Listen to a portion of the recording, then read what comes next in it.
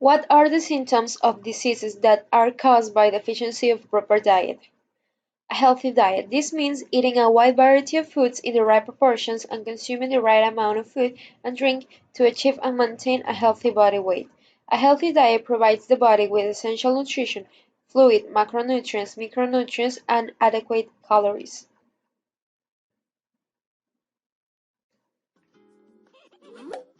What can you make your family for dinner that's healthy and tastes good? You can follow the plate method. This healthy eating plan works for everybody, including people with diabetes. Indeed, making nutritious healthy meals will be a snap. What's a healthy plate? It's a way to control your serving sizes where you don't have to count. Simply use a 7-inch plate for children and a 9-inch plate for adults. First, divide the plate in half and fill one of them with vegetables. There are 2 types of vegetables: starchy, like potatoes, corn, peas, or plantains, and non-starchy, like zucchini, jicama, cucumbers, carrots, or salad. If you have diabetes, fill half your plate with non-starchy vegetables. Then fill 1/4 with whole grains or starches, like brown rice, corn, beans, or whole wheat pasta. In the other quarter, add some lean protein like tofu, grilled fish, or chicken. What about adding a side of tortilla or bread? That's hard to resist, I know.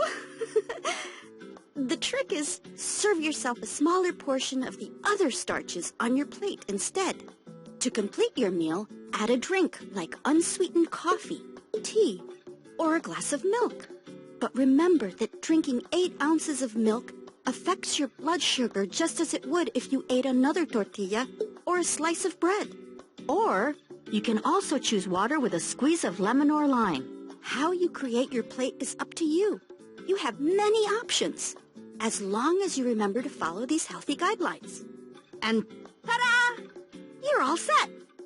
You might be thinking, how can you use the plate method to make vegetable beef soup or other meals? Simply follow the same idea. Fill your pot with low-sodium broth and lots of healthy vegetables like corn, cabbage, zucchini, carrots, and onions. And some lean beef, but not too much. Just like you'd put on a quarter of your plate for each person you're serving. If you want, add your favorite type of bread on the side. And you've got the right amount for a healthy meal. Enjoy!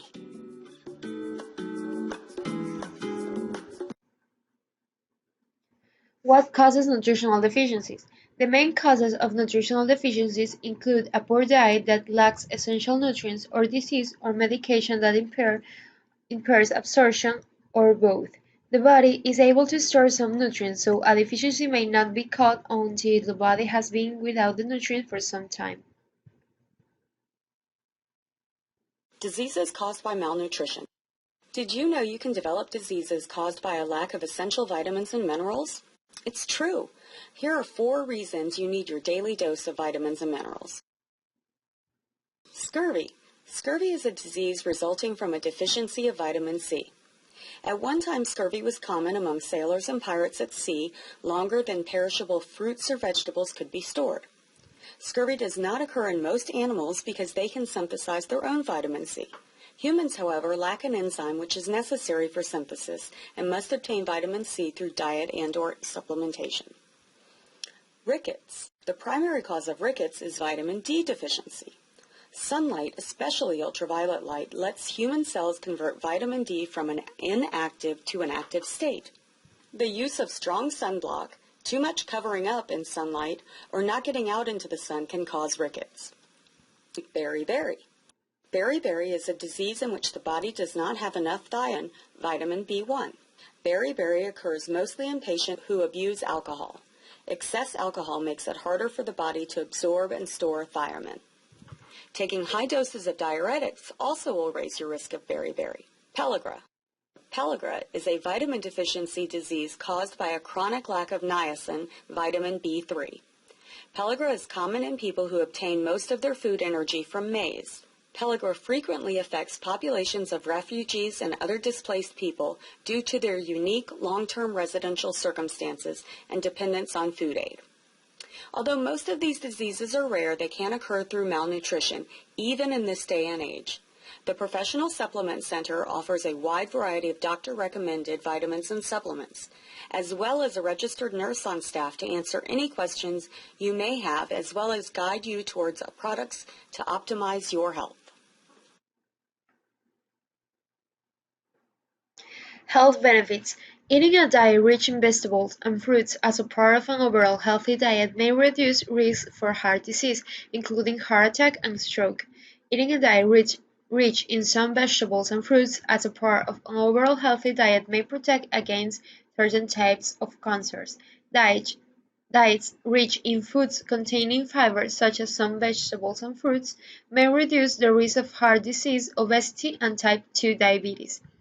Eating vegetables and fruits rich in potassium as part of an overall healthy diet may lower blood pressure and may also reduce the risk of developing kidney stones and help to decrease bone loss.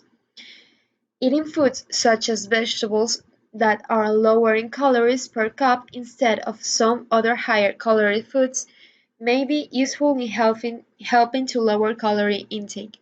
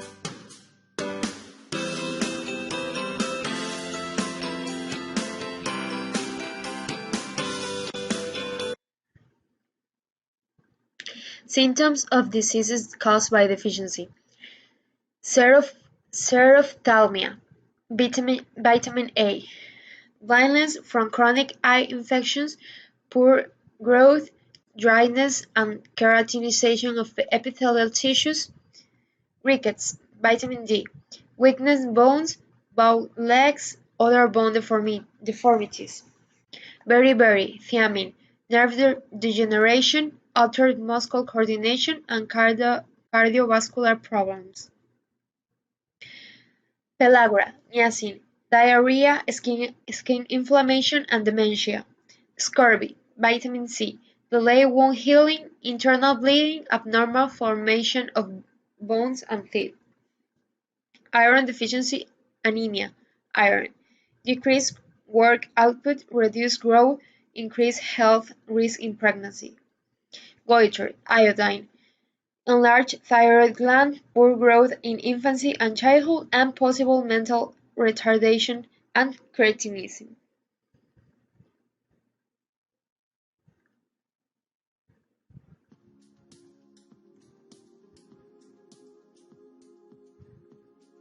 Before watching the video, don't forget to subscribe to our channel by clicking the subscribe button below and clicking the bell icon to be notified whenever we publish a new video. The fact that our body needs vitamins to work correctly isn't news for anyone. These organic micronutrients are very important for our bodies, and although they aren't capable of producing enough of them, a balanced diet takes care of that. Vitamins are responsible for different bodily functions, and the lack of them can cause serious health problems. In today's video, we're going to explore some of the signs that can indicate a vitamin deficiency. Numbness or a tingling sensation in your hands and feet. One of the possible causes is a deficiency of the B9, B6, and B12 vitamins. Other side effects of this deficiency can be depression, anemia, fatigue, and hormonal imbalances. Some foods that are rich in these vitamins are chicken, seafood, eggs, beans, beets, asparagus, and spinach. Supplementing with nutritional yeast can also help. Dry lips. Dry lips are usually tied to a vitamin B deficiency, in addition to other minerals such as iron and zinc. Dry skin indicates the same problem. In order to fix this deficiency, you need to eat more beets, peanuts, and lentils. If you aren't a vegetarian, eggs, seafood, and lean meats can also do the trick. If you want to increase your iron absorption, you also need to consume more vitamin C. Red and white acne-like bumps. These small bumps appear mainly on your face, arms, thighs, and back. Their appearance can be tied to a vitamin A and D deficiency, as well as a lack of good fats, such as omega-3. In order to increase your vitamin A levels, eat more green vegetables, carrots, sweet potatoes, and peppers. On the other hand, vitamin D can be obtained through sunlight or supplements. Last but not least, always give preference to healthy fats present in foods such as fish, nuts, seeds, etc. Muscle cramps in the legs and feet.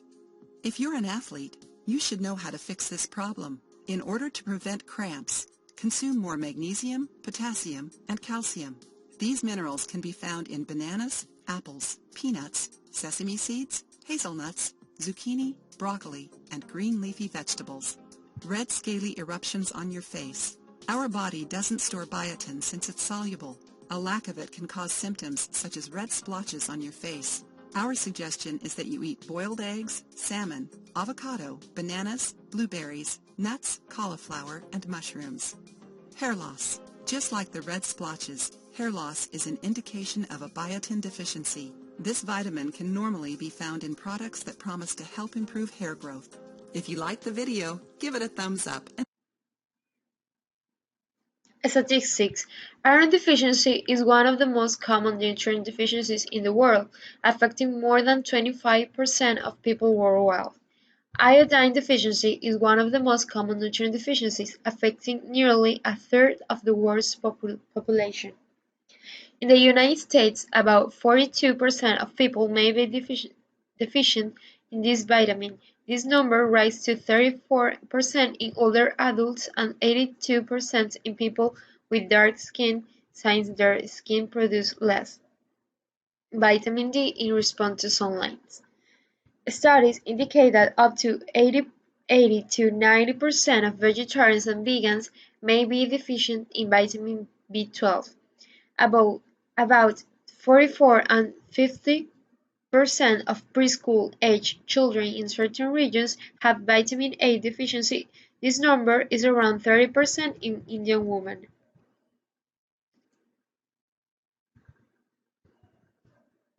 In your practice, you spend time with vitamins and supplements. What are some of the more common deficiencies, I guess, that you see that people have that come to you? Probably the two most common would be vitamin B12 and vitamin D.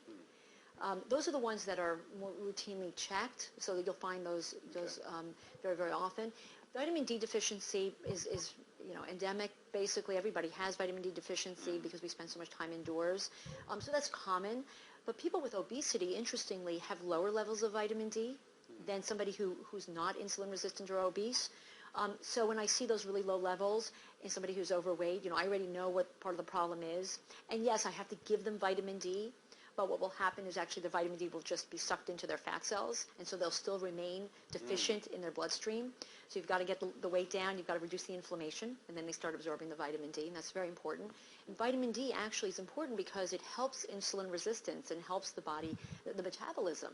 So those two things go hand in hand. So you have to get the vitamin D's better to help obesity, but obesity definitely causes vitamin D deficiency. So that's definitely apparent. The B12 deficiency is also a concern because B12 is responsible for so many different processes in the body.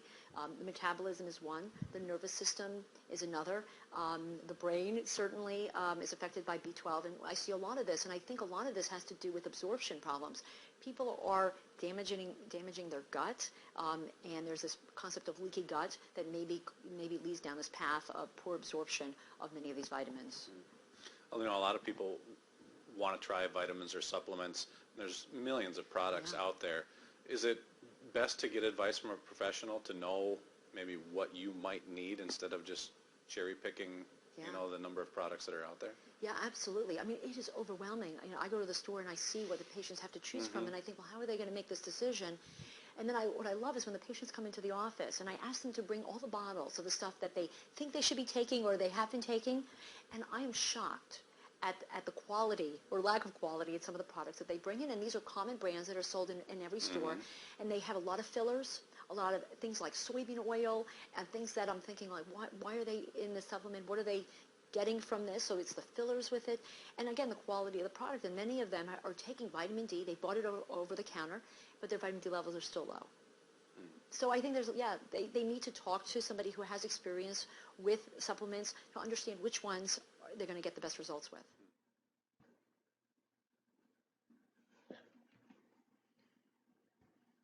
Conclusion.